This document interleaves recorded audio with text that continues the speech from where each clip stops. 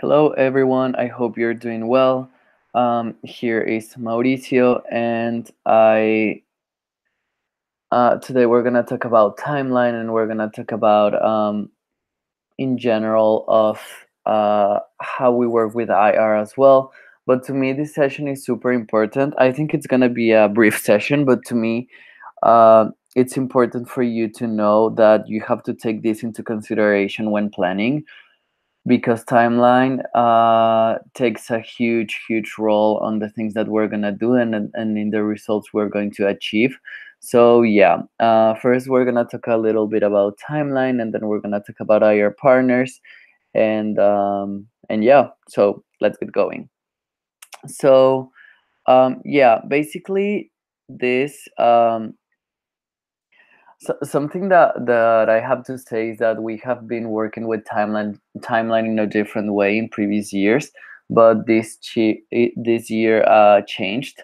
So yeah, you have to first expect different changes, mostly on the fact that we have to start selling summer picks since now. Actually, we a lot of the opportunities that we have approved right now is for people that are gonna go during summer peak, but at the same time it's also setting expectation for this first semester uh, to start also selling winter peak, but I'm going to explain you how and how is it going to be and why is it going to be like this.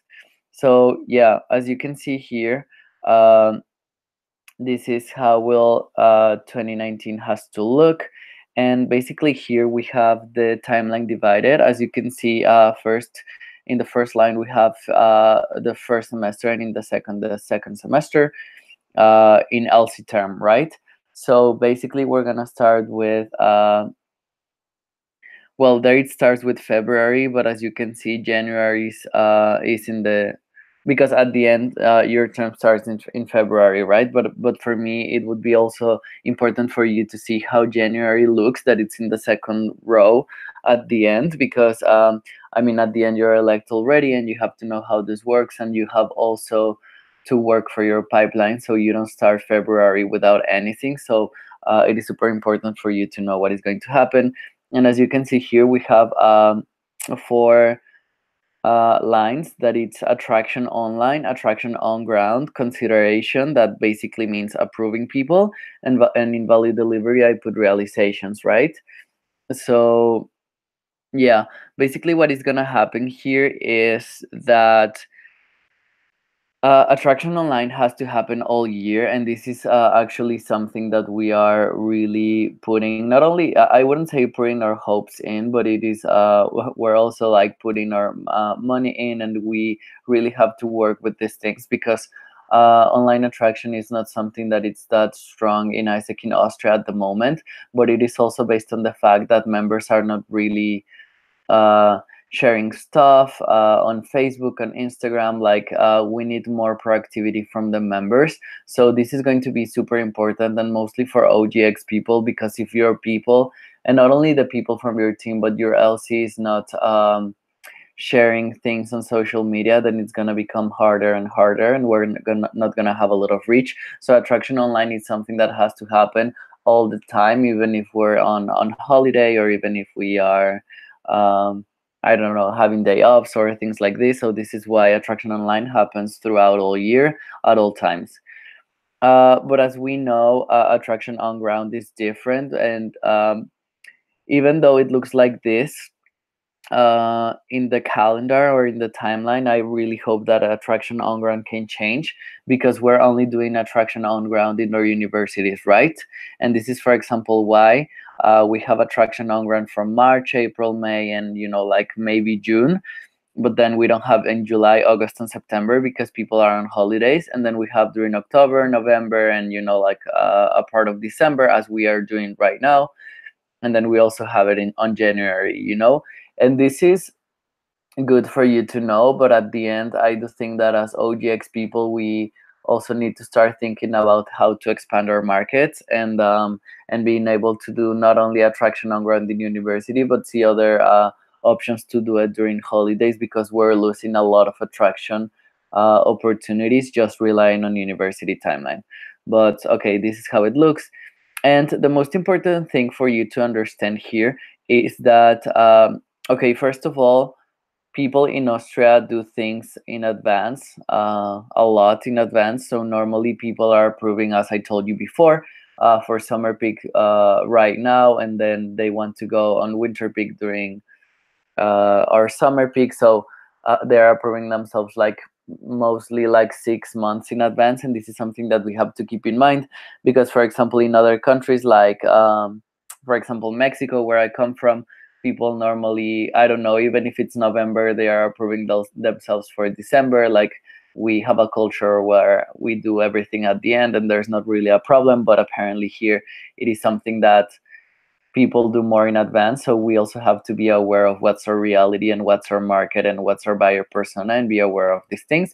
And this is why we sell them way in advance. That doesn't mean that we are just going to sell opportunities uh, 6 months before and then we're not gonna do it. But the idea is for you to understand that these are gonna be our highest peaks, or like, we're gonna have more opportunity to sell before, and maybe when the time comes for summer peak to be for our EPs to be realized, then we're gonna have people being interested in approving themselves for winter peak. So yeah, basically, as you can see here, for example, we're in December, and we are already selling opportunities for summer peak. And as I told you before, you can also see it in our approvals. So yeah, and we're gonna be selling summer peak from December to May, as you can see there. But for example, I know that also during April or May, people are gonna be starting to be interested in also going in winter peak, because maybe they are gonna feel that June and July are just too close. But the idea is to sell or to promote summer no. Yeah, to promote summer peak opportunities during this time, so December to May, and just make sure that you're telling your people to do this, and also take into consideration that summer peak is our biggest, it's our highest peak until right now. But it is also because winter peak hasn't been really being sold in a good way before. So one of our challenges for this year, and one of your challenges as VPs for 2019-2020, is that you have to make winter peak to be way bigger than it is right now we're growing for almost 200%, and that is super cool. But we started super late. We started promoting winter peak during like September, August. Not even August. August was people were not really paying attention to it, and then in September we started promoting, and it was just too late. And see the impact that we've done. So imagine starting from June, July, and then selling throughout the holidays opportunities for winter peak. It is going to make oGX grow a lot. Okay, so until May is going to be like that, and then, as I said before, it could be during May, or like at the end of May or middle of May, or starting in June, July. We're gonna sell opportunities for winter peak, so it's gonna be the same thing, starting 6 months before, so people during June or July or August are deciding to go on an exchange during December or January, if it's possible. Yeah, so this is how it looks for consideration. That basically is approving people. And value delivery, these are gonna be our highest peak. So for example, as you can see, people that we approved during winter peak were gonna be uh, going during, I put from November because we had some cases this year that left on, like November, or during these dates, or actually, for example, we had a person that went on an exchange during October. So it really depends, but the highest peak would be like December, January, February, or also March, because here I know that for some universities the holiday season is to have February, and for example, for the ones that finish school, it would be super cool, or super easy for them to go in February until half of March or something like that, or maybe leaving on mid-February and finish at the end of March. And for summer peak, normally realizations start in July, August, and then end in September, because this is also uh, holiday season regarding university in Austria. So I think it's super. It's really self-explanatory in that sense, and this is how it would look like in the whole year. So as you can see, again, attraction online happens throughout all year. Then attraction on ground from March to June and to October to January with the December break, and then consideration we have summer peak, and then yeah, from December to May, and then winter peak from June to November. So that also has to happen all year, you know, like we never stop approving people, even though they are, even if they are gonna go in 6 more months, then it's okay, but we should never stop doing that. And value delivery, it's also something that normally happens throughout all year, but our highest peaks are during July, August, and September, and we could say that in a way November, December, January, February, and March. So yeah. And yeah, the learning point for oGX is that online attraction is essential for growth, and it is something that, as I said before, it doesn't exist in Austria. So if you really, really, really push your teams to promote online attraction, I think that your LC can become super powerful in terms of oGX, because at the moment, and I don't think any LC is that powerful in terms of online attraction. Then that the customer flow is a constant cycle and that different stages have to happen at the same time. So as you can see here, for example, when you are going to be doing attraction for on ground for winter, at the same time you're gonna be consider approving people for summer, and then maybe you're gonna have trainees abroad. So we should never stop, and not because your trainees are abroad you have to be like, oh, okay, you know, I'm just gonna wait for the next process of the customer flow. And as you remember in the other session that we had, in the first one for EV Academy, we saw that the new customer flow is actually now a cycle, right? So things are always happening at the same time. And yeah, that summer peak consideration happens from December to May, and that winter peak consideration happens to May, from May to November. And yes. So the other thing is that transition times are tricky but crucial for operations.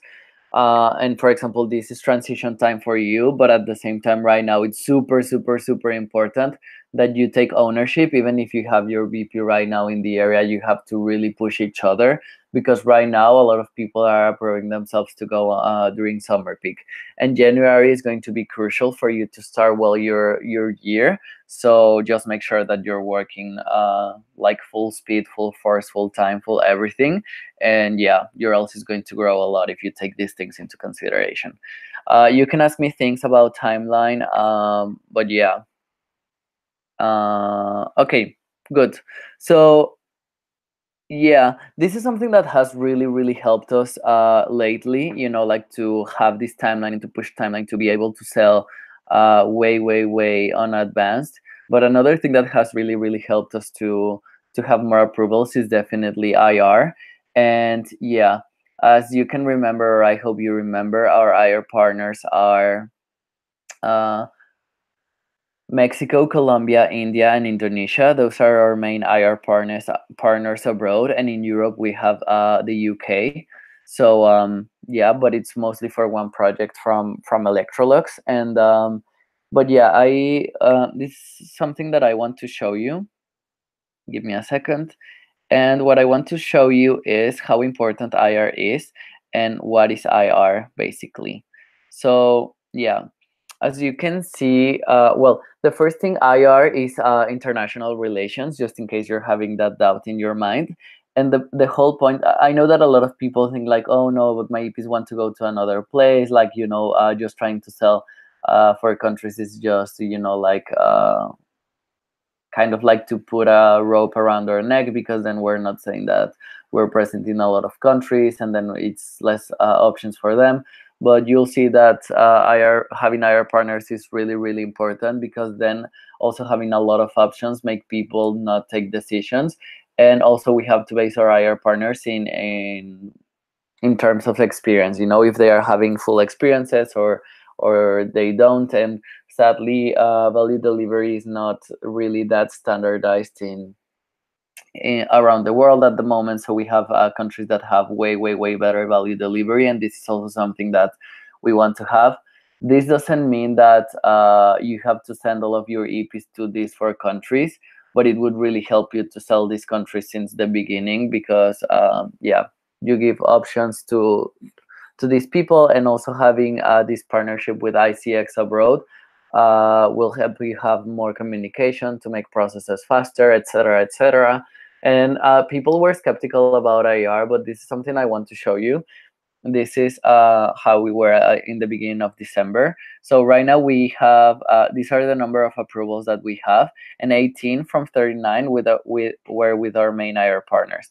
Right now we have 46 um, approvals, and I'm going to update you on how is the ratio with IR partners during tackle. But yeah, mainly for you to see is that, for example, here 18 out of 39 is 50%. So this means that we are sending half of our people with main IR partners, and this is a really, really, really good rate. And here is how the distribution is. So as you can see, we're having more with Colombia. So we have 10 approvals with Colombia, 3 with Mexico, 2 with Indonesia, 2 with India, and 1 with UK. So it's going well. It could be better, but this is something that didn't exist in ISEC in Austria, so we're going in the right direction. But another important thing to mention is that 5 of the other approvals are LC to LC cooperation with Brazil, mainly from ISEC in Vienna VU, and these are also cooperations that you can do at an LC level with a country if you have EPs that had a good experience. So, for example, an example would be right now, I don't know, an LC has 2 people that are gonna go to Argentina, and then they go, and the experience is amazing, and that LC in Argentina tells you like, oh my gosh, like we opened 100 opportunities for next year or for 2019. What do you think if we have a cooperation? And then because you know the people and because you know the value delivery was really good, you decide to make an LC to LC partnership that they should also tell it to me, like to see how it would work. But this is something that happened with Brazil, mainly with the project Smart. And yeah, so we're also having 5 realizations with Brazil for that project, and in a way this is also using IR. And right now we have also 5 approvals with Costa Rica. Actually, we got another one after this one, but yeah. So and what really helped getting these 5 approvals was that we actually had communication with the MCVP and with the NSTIR. NST is National Support Team, so it's a person that, as its name says, supports the MCVP. Yeah, so it has been like faster and faster, and they want to have an official IR partnership with us, and I think that it could be really possible in terms of that we're having lots of numbers with them. So at the end, we could say that 28 out of 39 at that point were with our IR partners, and this is a super super good amount of exchanges. Um, so yeah, basically just make sure that you are selling this.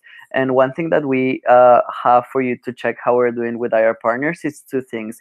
Here in our oGX national tracker, I think that not all of you have access right now. I can give it to you. But here in this tab that it says OGV EPs approved, we have all of the EPs that we have approved right now since the 1st of August, and we have the countries. And if the country has like this blue color, it means that that we are approving with these people, with our IR partners, right? So here you can see how it is. And yeah, another thing is that remember that we have our IR booklet that it's isaac.at/destinations. And here you can send this link to people that are interested, and then they are gonna see our booklet that was created by Juju. And so yeah, I really, really hope that you know this booklet. If you don't, please check it out because it's really, really important. And yeah, so it's charging, but basically here we have opportunities with our main IR partners, and not only with the country, but also with LCs in the country that have good value delivery and the MCVPs abroad recommended us. So yeah, this could really help, and always make sure that you are promoting your IR cooperations and opportunities to your EPs. So yeah, mm,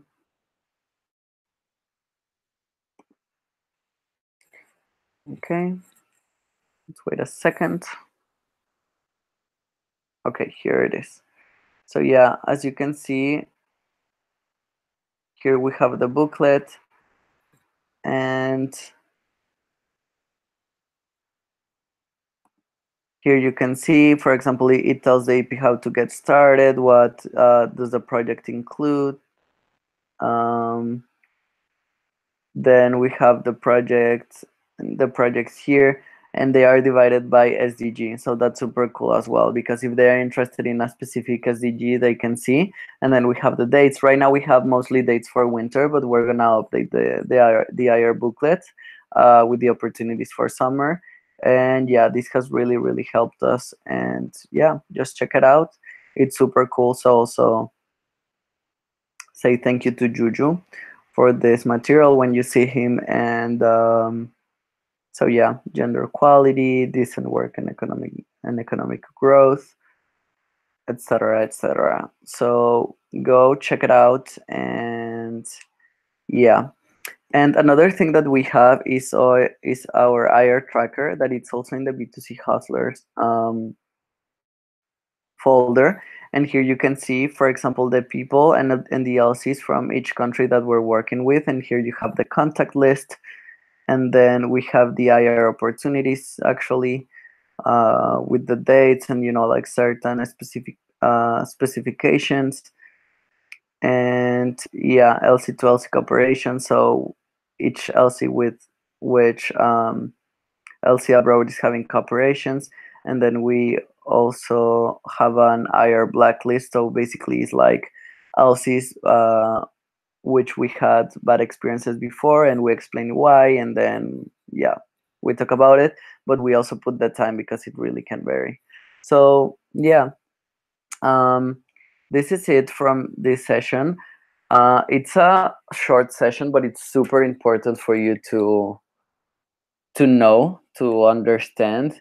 And yeah, this is why the question would be, okay, it would be two questions. So the first one would be, um, when is the best time to sell opportunities for winter peak, and not only sell them but approve them. And the other one would be, um, why it's important to have IR partners. So those would be the two questions. And yes, thank you guys. That would be it right now, and I'll see you soon. Ciao.